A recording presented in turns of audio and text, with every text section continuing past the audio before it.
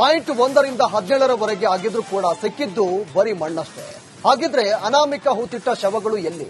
ದೂರುದಾರ ಸುಳ್ಳು ಹೇಳಿದ್ನ? ಆತನ ಅಸಲಿತ್ತೇನು? ನಿನ್ನೆ ಯಾಕೆ ಶೋಧ ಕಾರ್ಯ ಬೇಗನೆ ಮುಗೀತು ಅಂತ ನೋಡೋಣ ಬನ್ನಿ.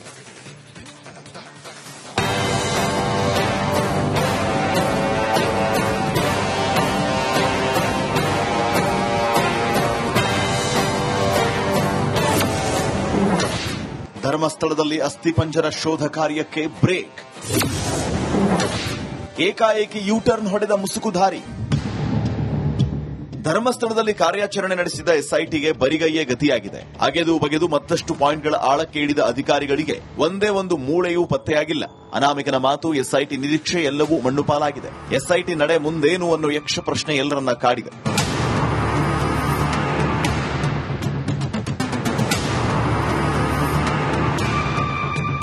ಕಳೆದ ಹಲವು ದಿನಗಳಿಂದ ಧರ್ಮಸ್ಥಳದಲ್ಲಿ ಮಾಸ್ಕ್ ಮ್ಯಾನ್ ತೋರಿಸಿದ ಹಲವಾರು ಸ್ಥಳಗಳಲ್ಲಿ ನೆಲ ಅಗೆದು ಎಸ್ಐಟಿ ಅಧಿಕಾರಿಗಳು ಅಸ್ಥಿಪಂಜರಕ್ಕಾಗಿ ಶೋಧ ಕಾರ್ಯ ನಡೆಸಿದ್ದಾರೆ. ಆದರೆ ಕೆಲವು ಮೂಳೆಗಳು ಸಿಕ್ಕಿದ್ದು ಅದರಿಂದ ಯಾವುದೇ ಪ್ರಯೋಜನ ಆಗಿಲ್ಲ. ಯಾಕಂದ್ರೆ ಆ ಒಂದು ಮೂಳೆಗಳಲ್ಲಿನ ಡಿಎನ್ಎ ಸಂಪೂರ್ಣವಾಗಿ ನಾಶವಾಗಿದೆ.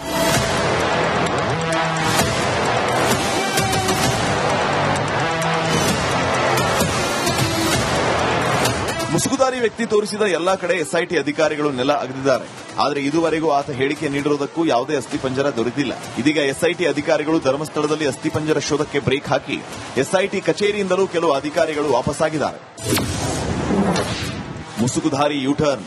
17 ಸ್ಪಾಟ್ಗಳಲ್ಲಿ ಒಂದು ಮೂಳೆನೂ ಇಲ್ಲ, ಮಾಂಸದ ಚೂರೂ ಇಲ್ಲ, ಹೂತಿಟ್ಟಿರೋ ಶವಗಳೂ ಸಿಕ್ಕಿಲ್ಲ. ನಾನೊಬ್ಬನೇ ಶವ ಹೂತಿಲ್ಲ, ನನ್ನ ಜೊತೆ ಮೂವರಿದ್ರು ಅಂತ ಖಾಸಗಿ ಚಾನೆಲ್ಗೆ ನೀಡಿದ ಸಂದರ್ಶನದಲ್ಲಿ ಅನಾಮಿಕ ಹೇಳಿದ್ದು ಅನುಮಾನ ಮೂಡಿಸಿದೆ. ನಾನು ತೋರಿಸಿದ ಕಡೆ ಶವ ಸಿಗ್ತಾ ಇಲ್ಲ, ಮಣ್ಣಿನ ಗುಣ ಬದಲಾಗಿದೆ, ಆ ಮಷಿನ್ ಕಂಡು ಹಿಡಿಯಲಿಲ್ಲ ಅಂತ ಅನಾಮಿಕ ಹೇಳಿಕೆ ಮತ್ತೊಂದು ಸಂಶಯಕ್ಕೆ ಕಾರಣವಾಗಿದೆ. ಇನ್ನು ಈತ 90 ಮಹಿಳೆಯರು 10 ಪುರುಷರ ಶವಗಳನ್ನ ಹೂತಿದಾನಂತೆ. ಸ್ಪಾಟ್ ನಂಬರ್ 6ರಲ್ಲಿ ಸಿಕ್ಕಿರೋ ಅಸ್ಥಿಪಂಜರವನ್ನ ಎಫ್ಎಸ್ಎಲ್ನವರು ಸರಿಯಾಗಿ ಚೆಕ್ ಮಾಡಿಲ್ವಂತೆ. ಇನ್ನು ಎಸ್ಐಟಿ ಅಧಿಕಾರಿಗಳ ತನಿಖೆಯನ್ನೇ ಅನಾಮಧೇಯ ಅನುಮಾನಿಸಿದ್ದಾನೆ.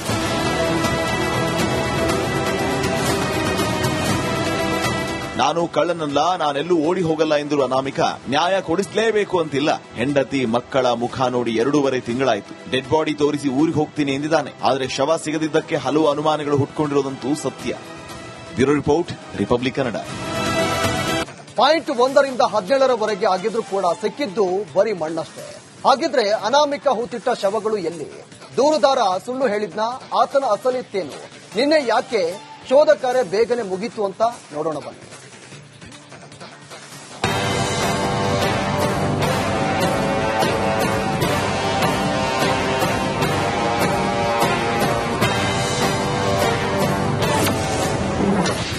ಧರ್ಮಸ್ಥಳದಲ್ಲಿ ಅಸ್ಥಿಪಂಜರ ಶೋಧ ಕಾರ್ಯಕ್ಕೆ ಬ್ರೇಕ್. ಏಕಾಏಕಿ ಯೂಟರ್ನ್ ಹೊಡೆದ ಮುಸುಕುಧಾರಿ.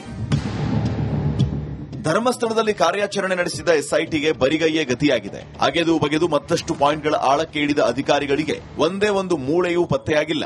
ಅನಾಮಿಕನ ಮಾತು, ಎಸ್ಐಟಿ ನಿರೀಕ್ಷೆ ಎಲ್ಲವೂ ಮಣ್ಣುಪಾಲಾಗಿದೆ. ಎಸ್ಐಟಿ ನಡೆ ಮುಂದೇನು ಅನ್ನೋ ಯಕ್ಷ ಪ್ರಶ್ನೆ ಎಲ್ಲರನ್ನ ಕಾಡಿದೆ.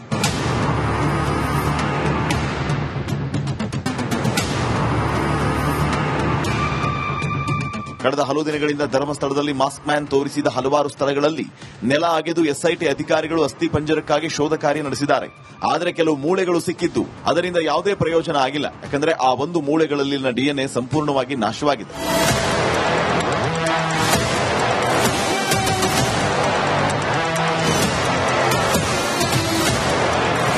ಮುಸುಕುಧಾರಿ ವ್ಯಕ್ತಿ ತೋರಿಸಿದ ಎಲ್ಲಾ ಕಡೆ ಎಸ್ಐಟಿ ಅಧಿಕಾರಿಗಳು ನೆಲ ಅಗೆದಿದ್ದಾರೆ.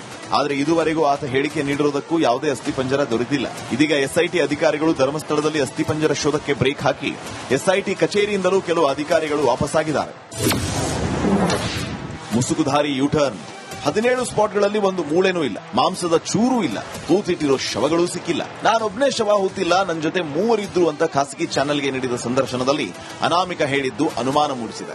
ನಾನು ತೋರಿಸಿದ ಕಡೆ ಶವ ಸಿಗ್ತಾ ಇಲ್ಲ, ಮಣ್ಣಿನ ಗುಣ ಬದಲಾಗಿದೆ, ಆ ಮಷಿನ್ ಕಂಡು ಹಿಡಿಯಲಿಲ್ಲ ಅಂತ ಅನಾಮಿಕ ಹೇಳಿಕೆ ಮತ್ತೊಂದು ಸಂಶಯಕ್ಕೆ ಕಾರಣವಾಗಿದೆ. ಇನ್ನು ಈತ 90 ಮಹಿಳೆಯರು 10 ಪುರುಷರ ಶವಗಳನ್ನ ಹೂತಿದಾನಂತೆ. ಸ್ಪಾಟ್ ನಂಬರ್ 6ರಲ್ಲಿ ಸಿಕ್ಕಿರೋ ಅಸ್ಥಿಪಂಜರವನ್ನ ಎಫ್ಎಸ್ಎಲ್ನವರು ಸರಿಯಾಗಿ ಚೆಕ್ ಮಾಡಿಲ್ವಂತೆ. ಇನ್ನು ಎಸ್ಐಟಿ ಅಧಿಕಾರಿಗಳ ತನಿಖೆಯನ್ನೇ ಅನಾಮಧೇಯ ಅನುಮಾನಿಸಿದ್ದಾನೆ.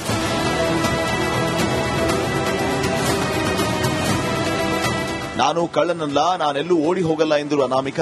ನ್ಯಾಯ ಕೊಡಿಸಲೇಬೇಕು ಅಂತಿಲ್ಲ. ಹೆಂಡತಿ ಮಕ್ಕಳ ಮುಖ ನೋಡಿ 2.5 ತಿಂಗಳಾಯಿತು. ಡೆಡ್ ಬಾಡಿ ತೋರಿಸಿ ಊರಿಗೆ ಹೋಗ್ತೀನಿ ಎಂದಿದ್ದಾನೆ. ಆದರೆ ಶವ ಸಿಗದಿದ್ದಕ್ಕೆ ಹಲವು ಅನುಮಾನಗಳು ಹುಟ್ಕೊಂಡಿರೋದಂತೂ ಸತ್ಯ. Bureau report, Republic Kannada. Point 1ರಿಂದ 17ರವರೆಗೆ ಆಗಿದ್ರೂ ಕೂಡ ಸಿಕ್ಕಿದ್ದು ಬರೀ ಮಣ್ಣಷ್ಟೇ. ಹಾಗಿದ್ರೆ ಅನಾಮಿಕ ಹೂತಿಟ್ಟ ಶವಗಳು ಎಲ್ಲಿ? ದೂರುದಾರ ಸುಳ್ಳು ಹೇಳಿದ್ನ? ಆತನ ಅಸಲಿತ್ತೇನು? ನಿನ್ನೆ ಯಾಕೆ ಶೋಧ ಕಾರ್ಯ ಬೇಗನೆ ಮುಗೀತು ಅಂತ ನೋಡೋಣ ಬನ್ನಿ.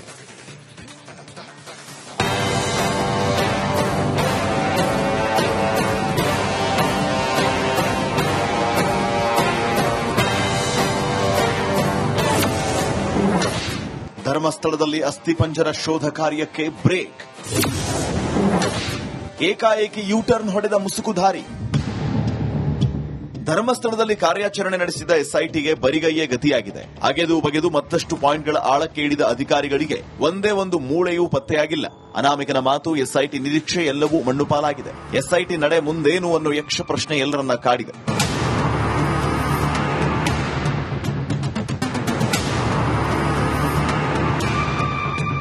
ಕಳೆದ ಹಲವು ದಿನಗಳಿಂದ ಧರ್ಮಸ್ಥಳದಲ್ಲಿ ಮಾಸ್ಕ್ ಮ್ಯಾನ್ ತೋರಿಸಿದ ಹಲವಾರು ಸ್ಥಳಗಳಲ್ಲಿ ನೆಲ ಅಗೆದು ಎಸ್ಐಟಿ ಅಧಿಕಾರಿಗಳು ಅಸ್ಥಿಪಂಜರಕ್ಕಾಗಿ ಶೋಧ ಕಾರ್ಯ ನಡೆಸಿದ್ದಾರೆ. ಆದರೆ ಕೆಲವು ಮೂಳೆಗಳು ಸಿಕ್ಕಿದ್ದು ಅದರಿಂದ ಯಾವುದೇ ಪ್ರಯೋಜನ ಆಗಿಲ್ಲ. ಯಾಕಂದ್ರೆ ಆ ಒಂದು ಮೂಳೆಗಳಲ್ಲಿನ ಡಿಎನ್ಎ ಸಂಪೂರ್ಣವಾಗಿ ನಾಶವಾಗಿದೆ.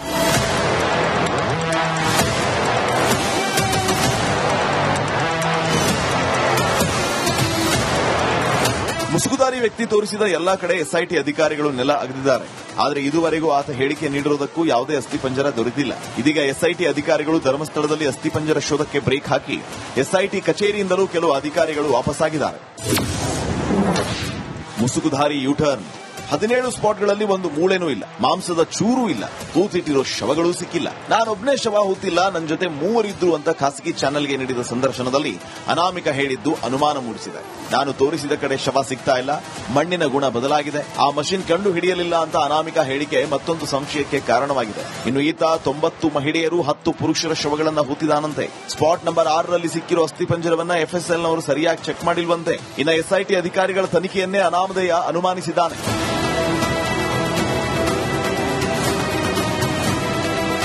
ನಾನು ಕಳ್ಳನಲ್ಲ, ನಾನೆಲ್ಲೂ ಓಡಿ ಹೋಗಲ್ಲ ಎಂದಿರುವ ಅನಾಮಿಕ ನ್ಯಾಯ ಕೊಡಿಸಲೇಬೇಕು ಅಂತಿಲ್ಲ. ಹೆಂಡತಿ ಮಕ್ಕಳ ಮುಖ ನೋಡಿ 2.5 ತಿಂಗಳಾಯಿತು. ಡೆಡ್ ಬಾಡಿ ತೋರಿಸಿ ಊರಿಗೆ ಹೋಗ್ತೀನಿ ಎಂದಿದ್ದಾನೆ. ಆದರೆ ಶವ ಸಿಗದಿದ್ದಕ್ಕೆ ಹಲವು ಅನುಮಾನಗಳು ಹುಟ್ಕೊಂಡಿರೋದಂತೂ ಸತ್ಯ.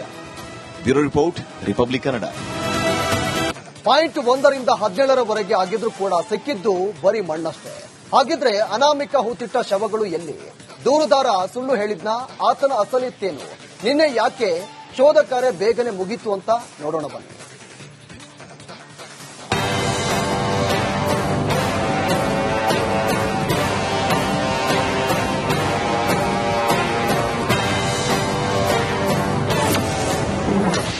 ಧರ್ಮಸ್ಥಳದಲ್ಲಿ ಅಸ್ಥಿಪಂಜರ ಶೋಧ ಕಾರ್ಯಕ್ಕೆ ಬ್ರೇಕ್.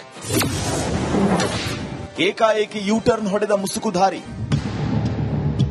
ಧರ್ಮಸ್ಥಳದಲ್ಲಿ ಕಾರ್ಯಾಚರಣೆ ನಡೆಸಿದ ಎಸ್ಐಟಿಗೆ ಬರಿಗೈಯೇ ಗತಿಯಾಗಿದೆ. ಅಗೆದು ಬಗೆದು ಮತ್ತಷ್ಟು ಪಾಯಿಂಟ್ಗಳ ಆಳಕ್ಕೆ ಇಳಿದ ಅಧಿಕಾರಿಗಳಿಗೆ ಒಂದೇ ಒಂದು ಮೂಳೆಯೂ ಪತ್ತೆಯಾಗಿಲ್ಲ. ಅನಾಮಿಕ